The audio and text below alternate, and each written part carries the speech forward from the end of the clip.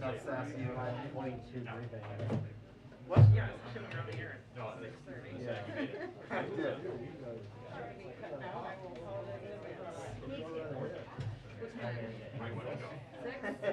5:45. Let's see. 5:45? Maybe.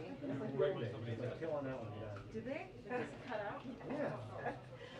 Bounce? Ask a question and like bounce? Like 90-minute long version. Oh yeah. Should we all like make it Let's do it at the same time. Did I just duck down? I got to like 5:15. Yeah. Tyler's got dinner plans. Yeah. Reports to file. Yeah.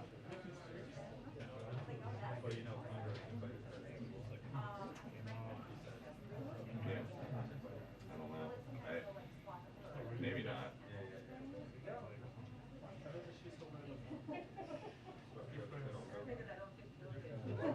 No, peanut butter and jelly.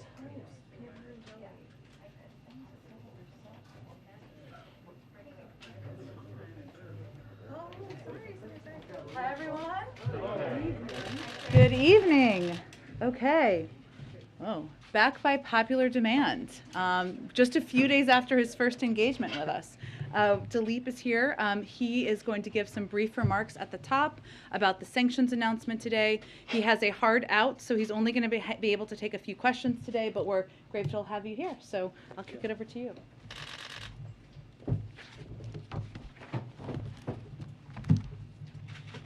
Russia's long previewed invasion of Ukraine has begun, and so too has our response.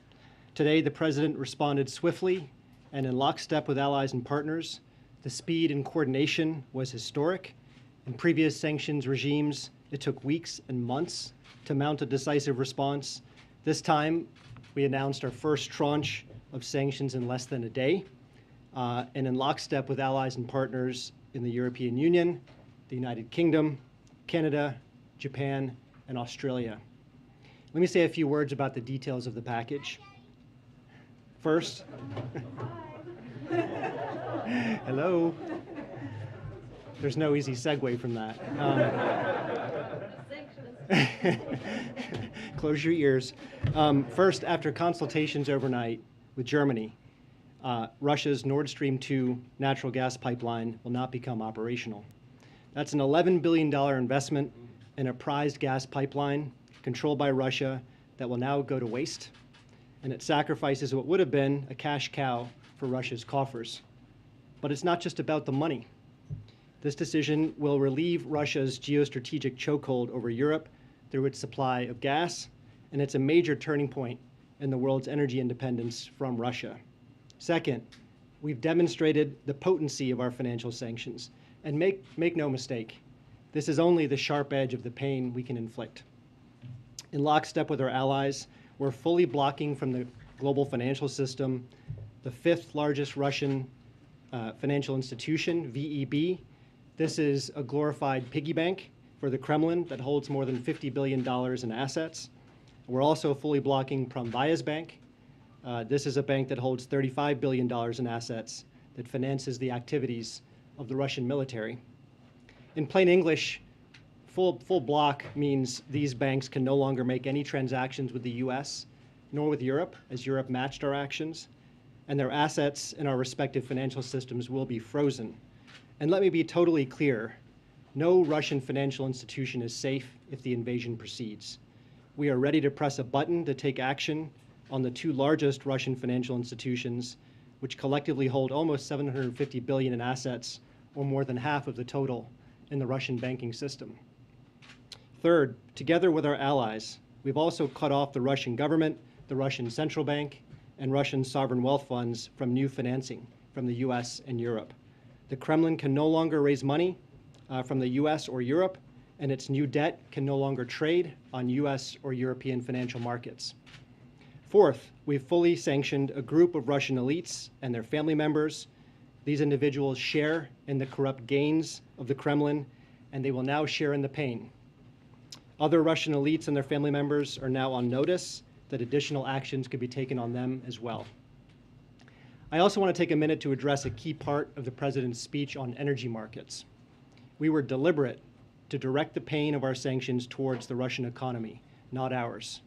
None of our measures are designed to disrupt the flow of energy to global markets, and we are now executing a plan in coordination with major oil producers and major oil consumers to secure the stability of global energy supplies. Let me just end where I started. This was the beginning of an invasion, and this is the beginning of our response. The actions we took today were only the first tranche. If Putin escalates further, we will escalate further, using financial sanctions and export controls, which we've yet to unveil, but which are fully prepared to implement with allies and partners across the world. Lastly, make no mistake, our response goes well beyond sanctions and export controls. We're continuing to fortify NATO's eastern flank to reinforce a sacred Article 5 commitment to defend every inch of NATO territory. Just today, the President announced that additional troops and equipment will be shifted within Europe to the Baltics. We'll continue to provide defensive assistance to Ukraine. Already over the past year, we provided $650 billion to this effect, the most of any year. And we'll continue to work with allies and partners to provide economic assistance to Ukraine.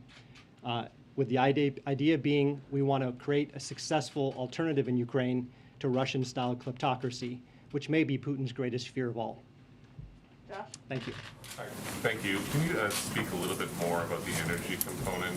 What tools do you have in the tool chest, given that there's been an effort ongoing now for several months to control the price increases that we're seeing for gasoline in particular? What can you do to help energy prices not bite the way that President Biden appears to worry that they will?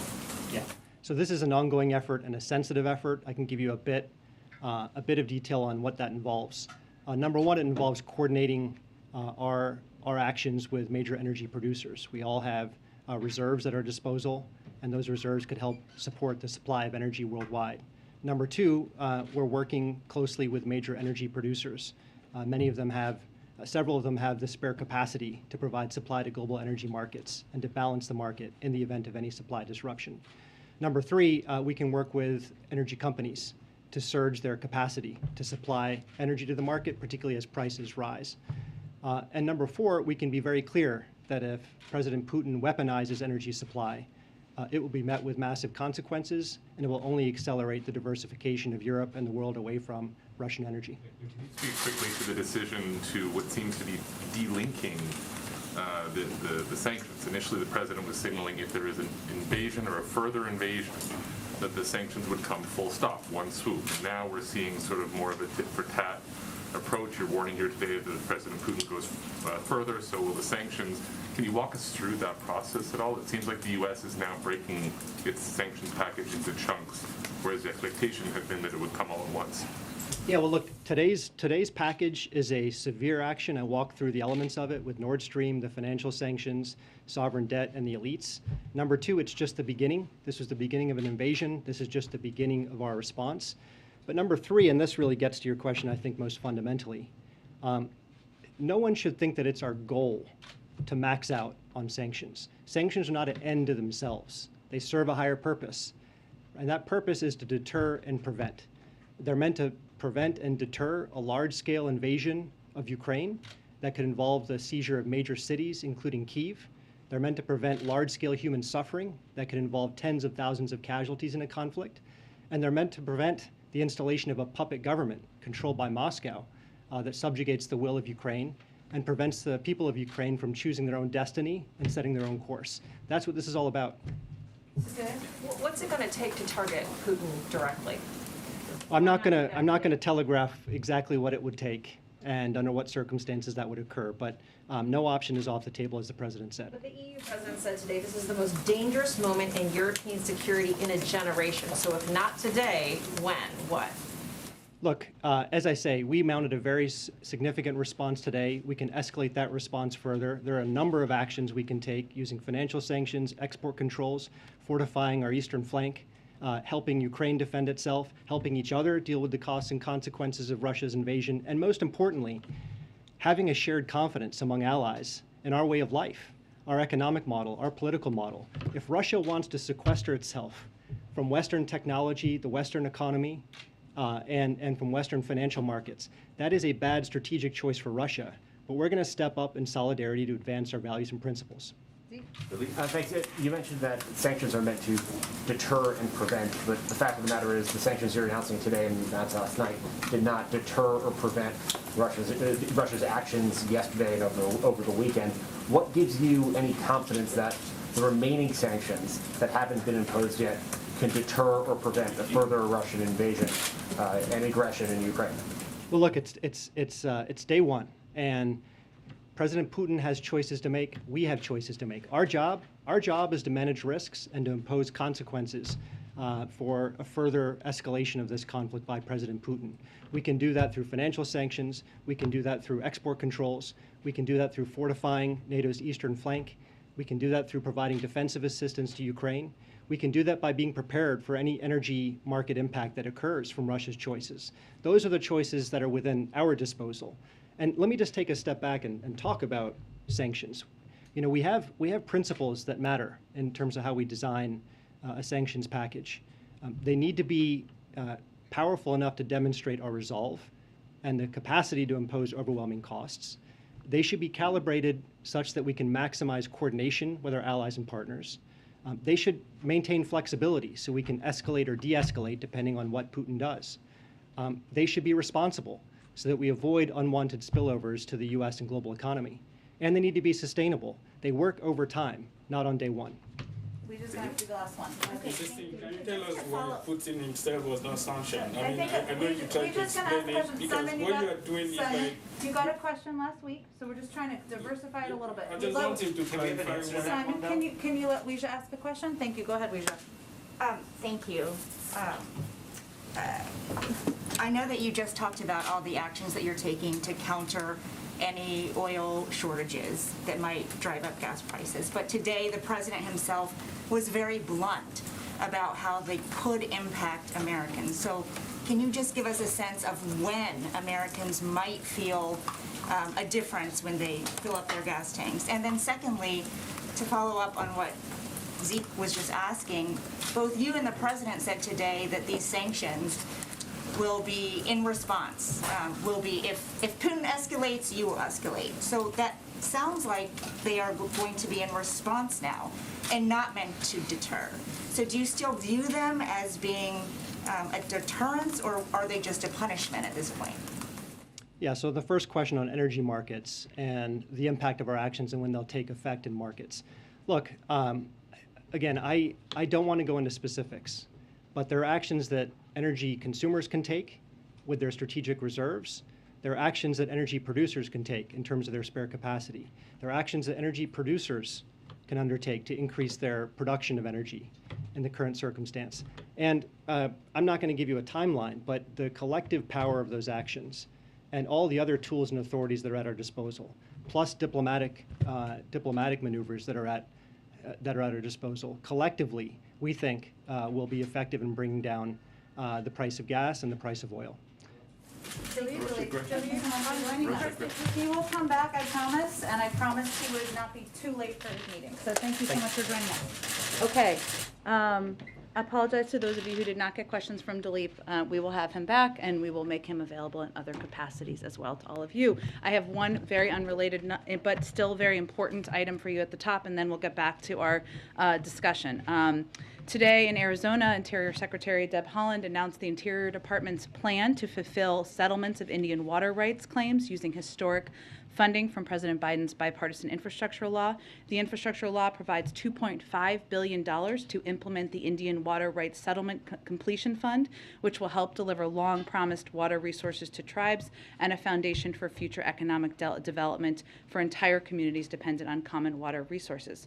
Following feedback from the tribal consultations, the department will allocate $1.7 billion this year alone from the infrastructure law to enacted settlements that have outstanding federal payments necessary to complete their terms. With that, Zeke, why don't you kick us off, and we will get around to as many people as possible, and I realize it's already late. Go ahead. Thanks, Jen. How about you walk us through the events of the last 24 hours? Last night, a senior administration official on a background call with reporters briefed them on the administration's response and said that Russia's occupied these regions since 2014, and that Russian troops moving into the Donbass would not itself be a new step, and didn't use the word invasion. This morning, The Deputy National Security Advisor said invasion. The president sees the invasion. What changed in the last 24 hours? What did you see on the ground that changed the U.S. government's assessment of what is actually happening in eastern Ukraine? Sure. Well, I'm not going to, I know this isn't exactly what you're asking, but just to set the precedent here, I'm not going to be confirming military movements from the podium now or at any point, probably. But what I can tell you is what we looked at is the events of the last less than 24 hours, Zeke, right? And what we have seen is President Putin setting up a rationale to take more territory by force. What we're basing that on, including the comments of the Deputy National Security Advisor this morning, and then the President's comments later in the afternoon, is a couple of things. One, Vladimir Putin announced yesterday that he was basically planning to carve out a chunk of Ukraine by recognizing 2 regions of Ukraine as independent. He brazenly asserted these regions are no longer part of Ukrainian sovereign territory. Last night, he authorized Russian forces to deploy into these regions. Today, he sought authorization from the Duma for the Russian military to use force outside of Russian territory. And today, he asserted that these regions actually extend deeper into Ukraine, claiming larger areas currently under jurisdiction of the Ukrainian government. So what we're seeing there, and as for anybody who read or paid attention to his lengthy speech last night, is the rationale to go much further. That is what we are also watching very closely. And for this combination of reasons, we see this as the beginning of a further invasion of Ukraine. But we look at and we assess over the course of a short period of time. But right now, could you say whether or not the U.S. government believes that there's been additional deployments of Russian forces, active forces, across the border into Ukraine? They've been there for years, but additional forces? I'm not going to get into military assessments of military movements from here. And then on a separate topic, the president, and we've talked about this as well, warned Americans in the last several weeks that they should be prepared to bear the cost of standing up for Ukraine's sovereignty. There's been a lot of conversation about this, and I was hoping you could maybe speak to clarify this a little bit. Why should Americans, feel that they have to? That is a cost that they should have to bear, and that should affect their lives. And how much should they be prepared for this, geopolitical crisis to impact their day-to-day living? Well, I think what hopefully the American people who are tuning into this or have been tuning into this will see is that the President of the United States and his entire national security apparatus have been rallying the world and standing up against the efforts of Russia to invade and carve out a chunk of another country for their own. And that is, the world is standing with the United States against the actions of President Putin. Now, why does that matter? I realize that's what you're asking me. Why does that matter to the American people? That should matter because that is a fundamental value that we as a country stand up for, and we stand up against that type of action. That goes back to World War II, and we have repeatedly throughout history been leaders in the world in rallying support for any efforts to seize territory from another country. When the president spoke to the American people last week, it was very important to him to be very direct and clear and straightforward with them about what this could mean as we looked to what the impact of an invasion could mean and also what the impact of sanctions could mean. And the fact that standing up for values is not without cost, including in this case, including potentially in this scenario. Now, as Dileep just conveyed, what the president has said to his national security team is he wants to leave no stone unturned. He wants them to take every step possible to tap into the resources of global suppliers, to present to him any option that will reduce the impact on the American people. And even as he's looking at sanctions, he is taking that into account. But this is about standing up for American values and he wanted to make clear to them what impact that could have. Go ahead. Thank you, Jen. Given what Secretary Blinken just announced about his meeting with Lavrov on Thursday, is a summit between the president and Putin out of the question now? Well, we're never going to completely close the door to diplomacy, and I don't think the Secretary of State did that either. But just to build on what he just said, diplomacy can't succeed unless Russia changes course. And as he said, it wouldn't be appropriate for him to have a meeting with his counterpart at this point in time, Foreign Minister Lavrov. And it was always intended that any engagement with President Putin would follow that. So at this point, that is certainly not in the plans. And what would it take to get that conversation back to the table, to reconsider a meeting between the two leaders? Well, de-escalation. That's what it would take. How do you define that? De-escalation means moving troops. It means de-escalating from what the steps they continue to take on a daily basis appear to be. And then a second topic quickly. Yeah. How many Supreme Court nominees has the president interviewed by this point? That was a wink. I appreciate your question. I understand, Weisha, why you're asking. We are, of course, a very short period of time away from the end of the month of February. The president has not made a decision about who he's going to nominate, but I'm still not going to get into details about the internal process. More to tell soon. Go ahead, Peter. Thank you, Jen. The president said in the spring that Pentagon generals had briefed him that the greatest threat facing America is global warming. Is that still the assessment now that we are facing down a potential cyber war with Russia? Well, let me first say there is no, we are always prepared for any threat that any outside entity or country poses to the United States that relates to cyber or anything else.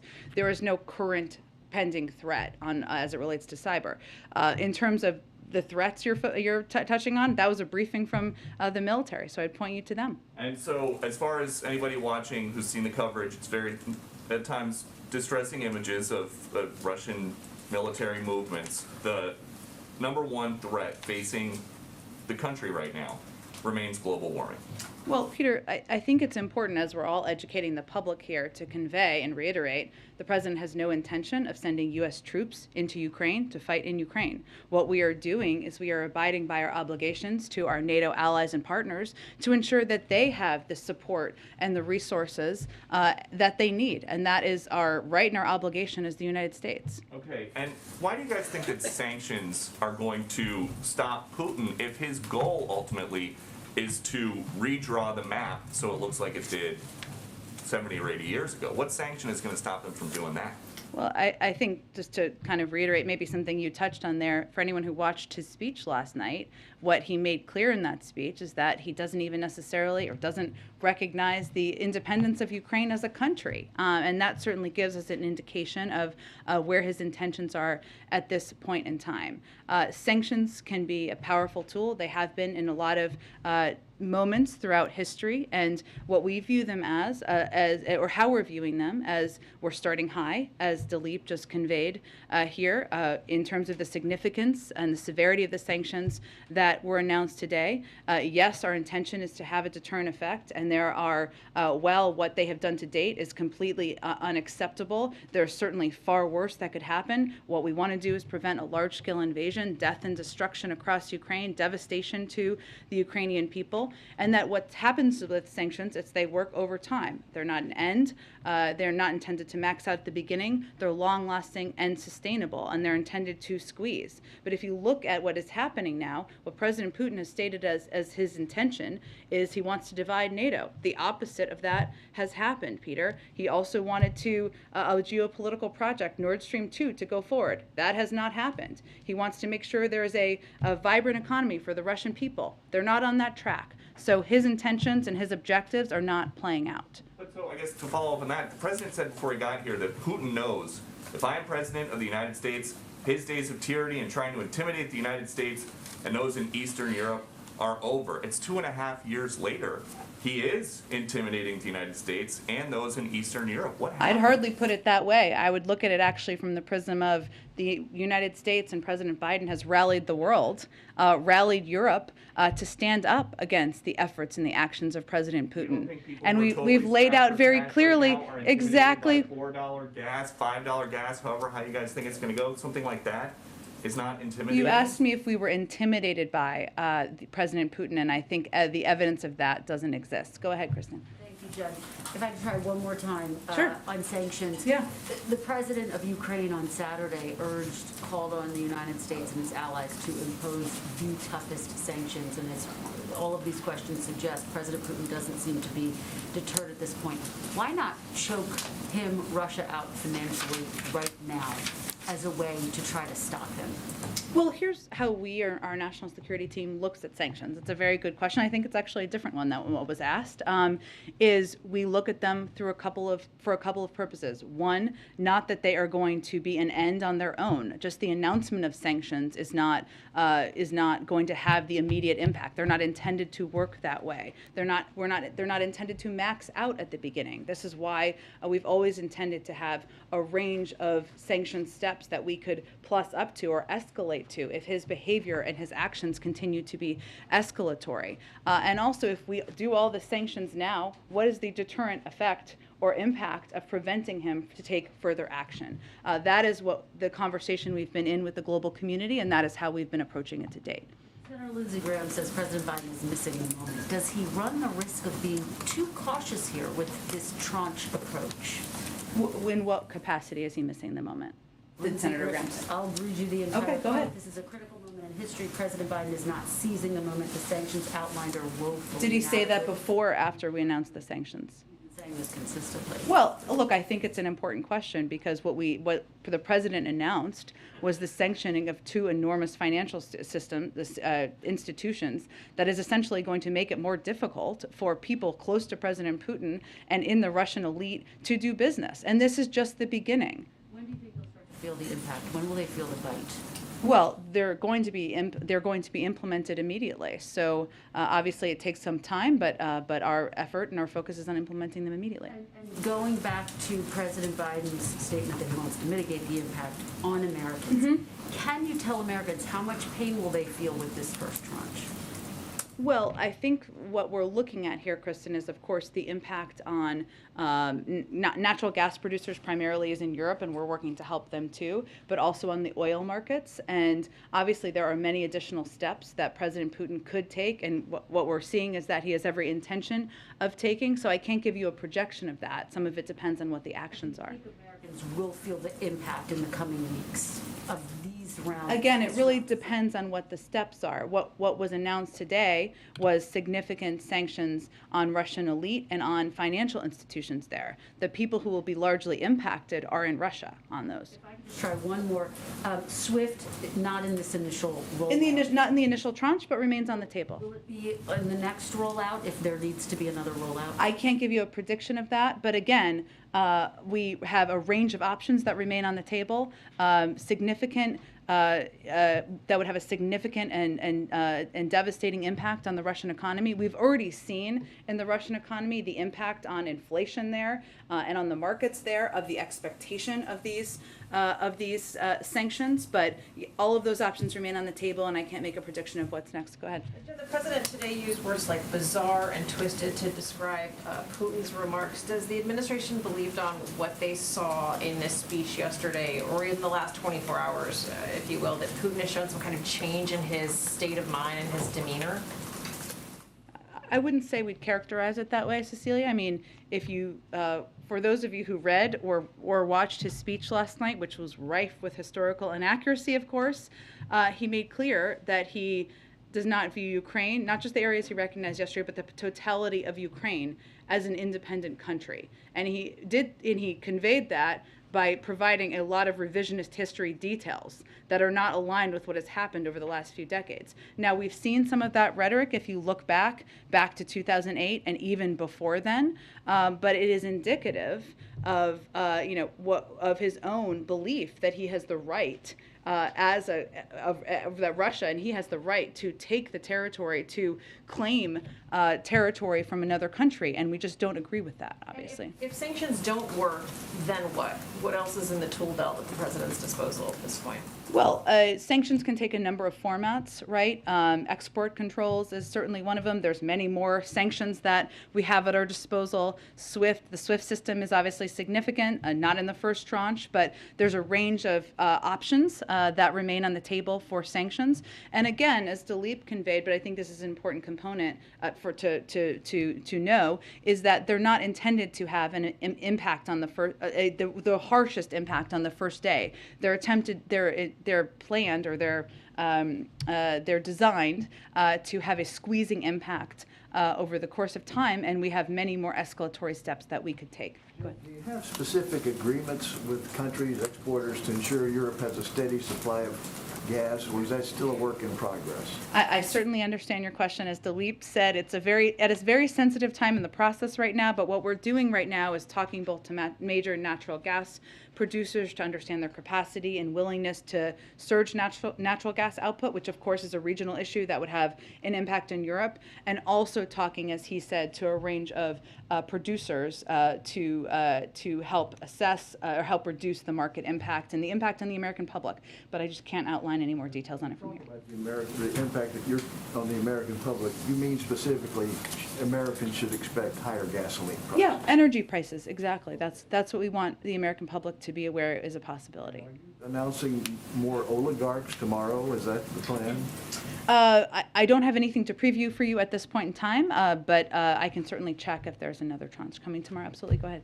And given that the president stressed today that diplomacy is still available, but now the Blinken-Lavrov meeting is off, you just said this future, summit between the president and Putin is not in the plans anymore. Can you help paint a picture of what exactly diplomacy looks like in terms of dealing with Russia?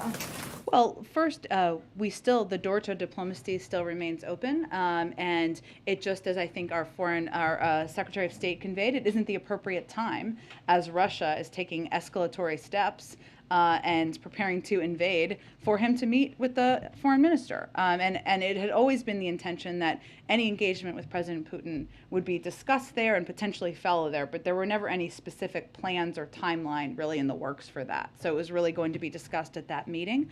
What diplomacy looks like, one, we're going to continue to engage with our European partners, of course, and we will continue to remain open to having diplomatic conversations once, if and when they de-escalate. Diplomatic conversations, so certainly between President Biden and President Putin. Well, of course, that remains an option. And as we said, I think over the course of the last few days, he's always going to be open to having leader-to-leader conversations. But this isn't the time to do it when, and we said this at the time as well, when President Putin is overseeing the invasion of a sovereign country. And just quickly, what is the U.S. assessment right now of Russian invasion into Kyiv? Is that considered an immediate danger right now? It is considered, I'm not going to give you a timeline, but it's considered a real possibility, yes. Go ahead. Thanks. For weeks, Jake Sullivan and other top officials have said that the administration, the White House, has learned the lessons of 2014, and you will in sanctions, you will start high and stay high rather than gradually escalate. As you talk about the chunks in different tranches, it seems you're doing the opposite. Why is that the approach that you're taking? Not true, actually. We actually didn't sanction these type of financial institutions back in 2014, and it took several weeks to sanction these type of institutions. But more in terms of the theory of the case, that instead of doing it in pieces where you start and then continue to add on, the lessons that Jake and others have signaled was that you start high and stay high instead of doing it more piecemeal. Well, that's exactly what we're doing. So the announcement that was made today about these financial institutions is more significant than what was done in 2014. And we would only build further from here. So that is starting high and staying high. Go ahead. What Russian actions would trigger the fullest extent of U.S. sanctions? I'm just not going to detail what exact reaction will be to each action. Obviously, we have a range of options at our disposal. They're all remain on the table, and our preference is, of course, de-escalation, not instituting more sanctions. Is the administration confident that sanctions and export controls can or will be enough to deter Putin? And can you go into any more detail about what those export controls might look like? I can't go into more specifics, just a range of options are on the table, and obviously export control actions would have a significant additional impact on the economy there. In terms of, tell me your first part of your question again. Yeah, just is the administration confident that sanctions and export controls can deter Putin? Are they Well, enough? part of what sanctions are is they're intended to be a deterrent, but they are also intended to have a squeezing significant impact on the economy that is felt over a sustainable period of time that makes it more difficult to continue those behaviors and those actions. They're not intended or designed to be an end when they're initially announced. So those are the range of options we have at our disposal, and there will continue to be a growing impact. Go ahead. Thanks. The president said last week that he was hoping to maybe work with Congress on some sort of proposal to address energy prices. Is that still on the table, or is this focus now on sort of diplomacy with producers and consumers? All is on the table. And what might that look like? Discussions with Congress? Yeah, would it be in the form of legislation to lower prices? I mean, what kind of policies is That is an option, but I don't have anything to detail for you at this point in time. Another subject, the U.S. and several countries are close to reaching a nuclear deal with Iran. What's the likelihood of an agreement, this week in your view? And would the U.S. agree to a deal that does not include the release of U.S. and British prisoners held by Iran? Well, let me start with your second question, because this is a really important one. But the discussions on unjustly detained and innocent Americans remain separate from the JCPOA talks. As Special Envoy Malley has reiterated, it's very hard for us to imagine getting back into the nuclear deal or agreeing to kind of a new iteration of the deal, to the point of your question, while 4 innocent Americans and others are being held hostage by Iran. It's really a matter of urgency to bring the detainees home. We want it to be resolved immediately, but it is happening through a separate channel, those conversations. In terms of the status of the JCPOA talks, we have made substantial progress, or substantial progress has been made over the last week or so, and is continuing to be made. Nothing is agreed until everything is agreed, and so until then, I'm not going to give you a rosy assessment, but it is, of course, good that substantial progress has been made. If Iran shows seriousness, we believe we can and should reach an understanding on mutual return to full implementation of the JCPOA. And just real quick, is the president concerned at all about the convoy of truckers that's making its way to Washington, and has he taken any sort of steps to protect that?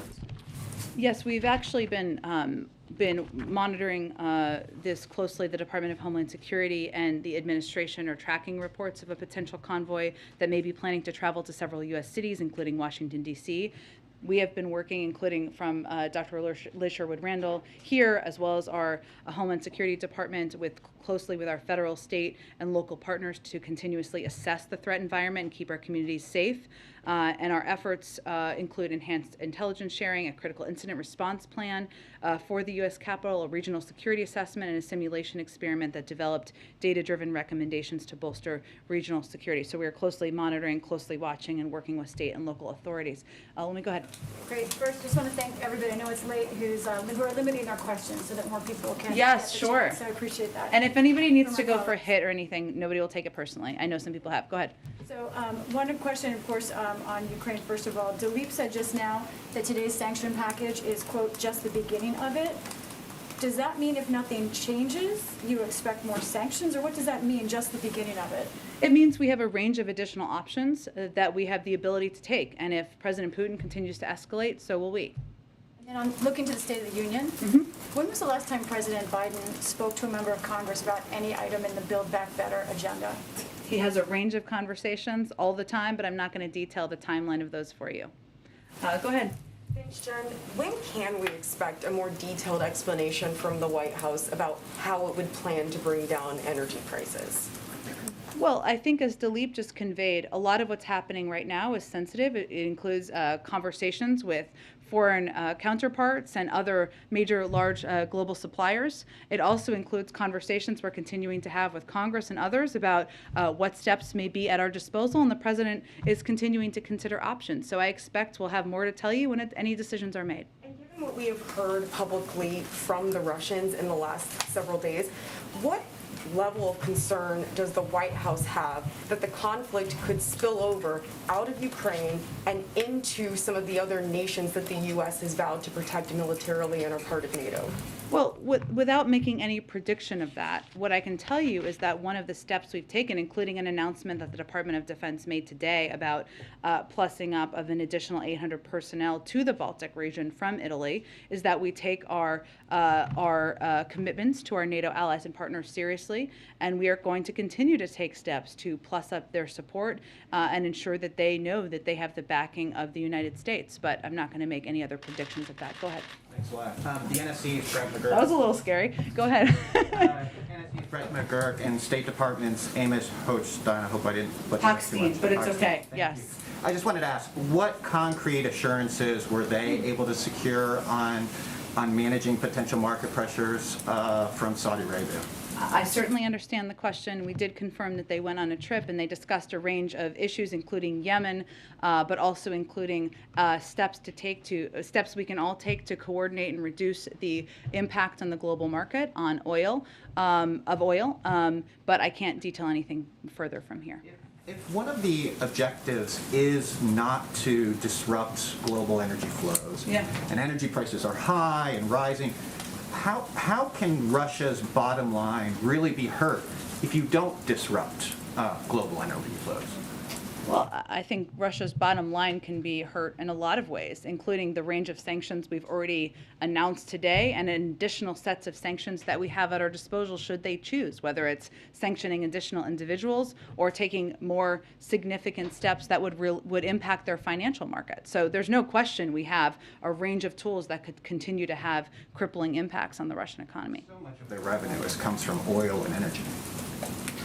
I understand what you're saying, but we also have a range of tools that could impact a range of their have huge financial market impacts. And the president is also looking at, and we're all assessing, what steps we can take that will have a crippling impact on them while reducing the impact on the American public.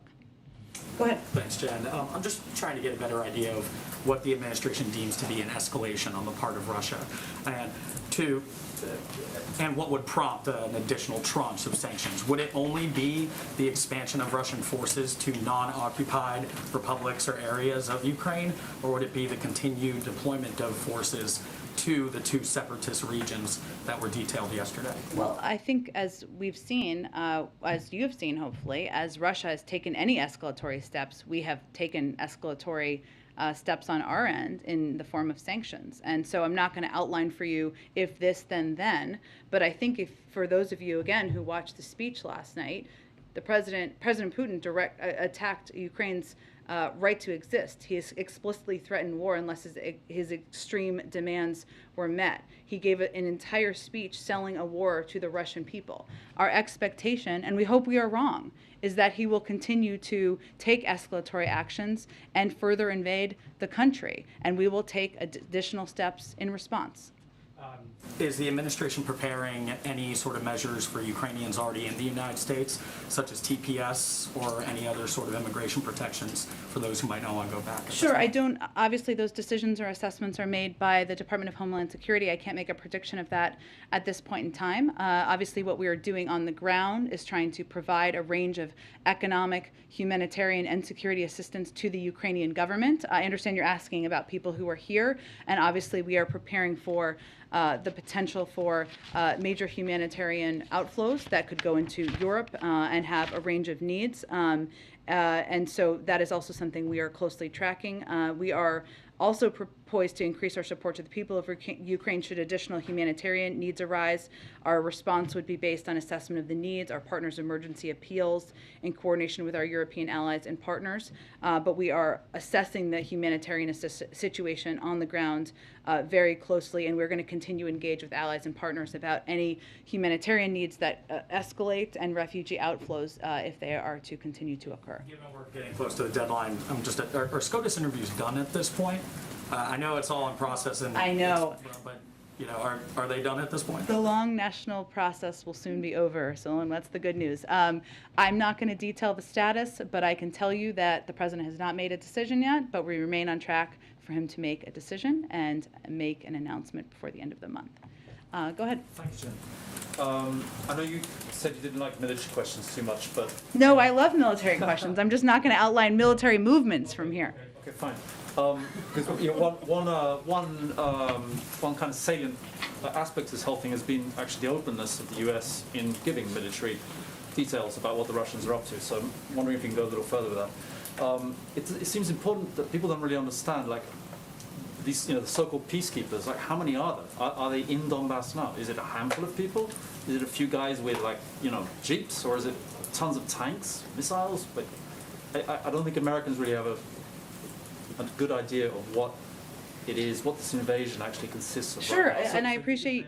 And another question would be, there's obviously no U.S. trainers in Ukraine anymore. Will this military training relationship continue in a third country? Sure. On the second, I would point you to the Department of Defense, who's best equipped to answer that question. On the first, it's a really important one. I think it's important for the American public who may be just tuning in to know that there has been a Russian military presence in Ukraine since back to 2014, which they never admitted, they never acknowledged. In some ways, they've only recently acknowledged. Back in 2014 and in the years after, we called them the Little Green Men because they were not in Russian military uniform.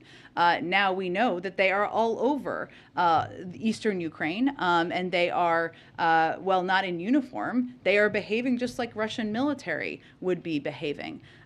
So that is something I can't give you a number or specifics from here because I can't get into intelligence, but it is important for the American people to know that regardless of whether they're in uniform or not, they've been there since 2014. They are representing the Russian government. They are separatists we probably should stop calling them peacekeepers because they are certainly not that, who are, helping to lay the predicate for war. And that is what the purpose of a lot of them is there for. Did anything change in the last 24 hours? I think that's really the question. Yes, I'm not gonna be able to give you any additional assessment of that at this point in time from here. But I understand your question. We'll continue to work to give you more. Go ahead. Thanks, Jen. 2 quick questions on Nord Stream 2. The first is, the deputy director just said that stopping Nord Stream 2 relieved Europe of a geostrategic chokehold that Russia would have had on them. So if Nord Stream 2 going online was such a threat, why in May did the president waive sanctions on the company and the chief executive behind it? And my second question is there a concern that Nord Stream 2, if Russia were to make concessions or retreat in some way, that might open up the door to Nord Stream 2 going back online? Or is it your understanding that it is dead no matter what Russia does?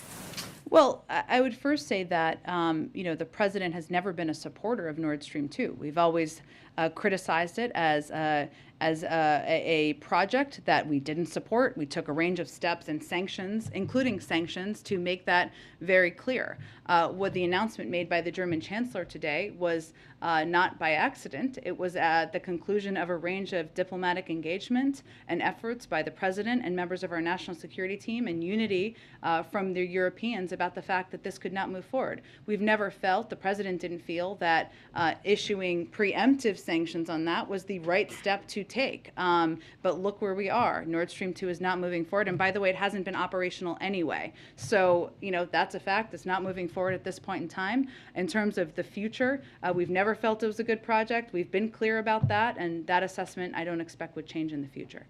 Go ahead. Thank you, Jen. Does the White House have any reaction to former President Trump calling Putin's move yesterday genius and smart? Well, as a matter of policy, we try not to take advice from anyone who praises President Putin and his military strategy, which I believe is what happened there, expresses an openness to lifting sanctions about the seizing of territory in Crimea, or at any point in time told leaders of the G7 that Crimea is a part of Russia, regardless if they are a former president. So there's a bit of a different tactic, a bit of a different approach, and that's probably why President Biden and not his predecessor was able to rally the world and the global community in taking steps against Russia's aggression. Is there any fear that statements like that could turn support for Ukraine into a more partisan issue among the U.S. public? By the former president? I think that is up to members of the Republican Party to make the decision, to make the determination. there has a long history, decades of history, which President Biden was a part of when he was chairman of the Foreign Relations Committee, of standing up to the efforts of any country to seize the territory of another country, standing up for efforts by the United States to rally global support against inappropriate and illegal actions by another country. There's a long history of that, not in a partisan way, in a bipartisan way, and certainly that choice is up to Republicans to determine. Go ahead. Thank you, Jen. I've got two questions quickly. The administration rolled out a list of sanctions against Russian oligarchs and elites. My question is, are any of them being sanctioned for the first time, or are these sort of repeat bad offenders? That's a good question. I'm sure we can get you a breakdown of that. I believe some of them are new, and certainly the banks are new, but let us get you a more specific breakdown of that. My second question is, the last time Jake Sullivan was here, he said that a Russian invasion of Ukraine would lead to U.S. sanctions, warning that that would necessarily make Moscow more beholden to Beijing. Obviously, both of those foreign powers aren't exactly the most friendly to us. So is the administration taking any steps or issuing any warnings to keep those geopolitical foes from, aligning together and marching in lockstep?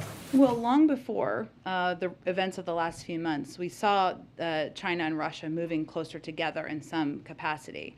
But right now, as we're looking at the actions of President Putin and as we're preparing for him to further invade Ukraine, to unfortunately put forward death and destruction on the country and the people of Ukraine, it's really a question for China on whether they look at that and think that's acceptable behavior. So I think you saw that our Secretary of State had a conversation with his counterpart in the last 24 or 48 hours, and we will certainly remain and continue to engage. But I think it's about looking at where the global community is in this moment and determining where you want to stand. Okay, go ahead. Thanks, Jen. I wanted to ask about rapid COVID tests. Do you have an update at this point on how many you've shipped and how many you have under contract? I believe we do, but I'm going to have to get that to you after the briefing. Let me get that to you after the briefing because I think we have some updated numbers on that. I think we're going to have to wrap up shortly here. Go ahead in the back. Thank you, Jen. I'm sorry I had to step out. It's okay. Out for a live shot for a moment, but so if somebody asked this question, I'm sorry. But I would like to clarify what Dalip said at the beginning. He said that Nord Stream 2 will go to waste now. So do you have assurance from Germany that it's the decision to cancel the project is final, or it's still reversible? Well, I don't have anything to build on beyond what the strong statements and the strong comments of the Chancellor this morning and the President's own statements about how it would not move forward. Okay, thanks everyone. We'll see you tomorrow.